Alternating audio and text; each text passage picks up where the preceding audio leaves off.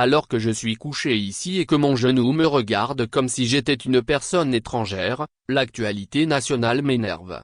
Ainsi donc, Anani Sossou et Loïc Lawson ont passé leur première nuit de garde à vue, pour avoir publié une information relative au vol d'une somme d'environ 400 millions au domicile d'un ministre. J'avais moi-même repris cette publication en la mettant au conditionnel, car même si la réalité d'un cambriolage était validée par plusieurs sources, je ne connaissais pas le montant. Je crois d'ailleurs que la seule personne qui peut connaître le vrai montant est le prioritaire. Mais quand je compare donc l'infraction, je reviendrai sur le sujet, à ce que nous autres, politiciens, disons sur les présidents forts tous les jours. Si ce dernier devrait agir de la même façon, nous serons des milliers à être en prison. Je ne vais pas répéter tout ce que nous écrivons, disons du président tous les jours. Mais s'il prenait ça en compte, c'est un casaboua de plusieurs kilomètres carrés qu'il faudra construire pour nous abriter. Je considère que lorsqu'un est politicien, on doit avoir le courage de supporter une certaine médisance car elle est inhérente à notre métier.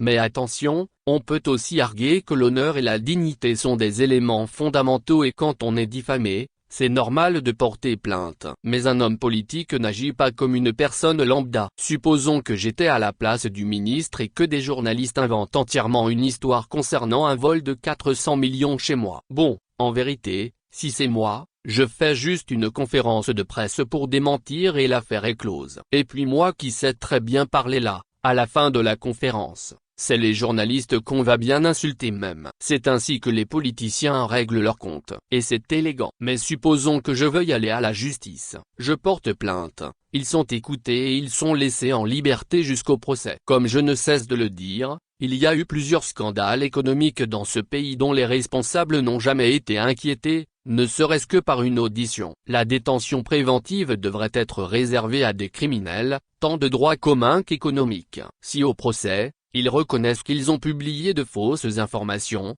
en ce moment, on peut leur appliquer les rigueurs de la loi. Mais si au procès s'il advenait, comme il m'a été rapporté, que le cambriolage a effectivement eu lieu et que ce sont les sommes qui sont surévaluées, je crois que vous serez comme moi, curieux de savoir quels sont les vrais montants, et si la valeur de ces montants est éthiquement acceptable. Attention, mon propos ici vise l'exemplarité. Je n'ai pas les chiffres exacts mais dans l'UMOA, il y a un seuil à ne pas dépasser en argent domestique, peu importe l'origine de cet argent. Il faut bien entendu éviter de donner l'impression que l'argent qui aurait été cambriolé n'aurait pas d'origine légale. Là n'est pas le sujet. Ce qui me choque aujourd'hui, c'est qu'il soit admis qu'il y a eu cambriolage et que des journalistes soient en garde à vue pour en avoir parlé, même si les sommes sont surfaites.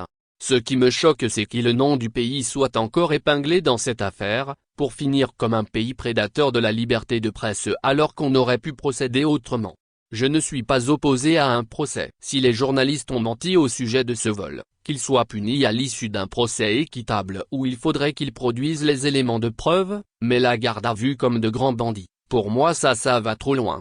Que pensez-vous de cette garde à vue? Vos avis m'intéressent. Bref, je suis ici avec ma jambe calée et je parle. Quand ça va tomber sur Abbas Kaboua et moi ici, c'est dans Civière on va venir me prendre et déposer à la gendarmerie là-bas. Nous deux avec nos bouches là. Pour conclure, je vais m'adresser au ministre. Cette affaire-là n'arrange personne. Les deux journalistes sont tes petits frères. S'ils ont menti sur ton compte, demande qu'ils fassent un démenti et founoufat. Plus on continue, plus les gens qui n'étaient pas au courant de l'histoire le seront. Les médias internationaux, surtout RFI, vont récupérer l'affaire là pour gâter notre nom partout cadeau. Mangeons le singe sale en famille. La vengeance détruit là où le pardon glorifie. Pardonnons-nous nos offenses, comme le Seigneur nous a pardonné. Vivant.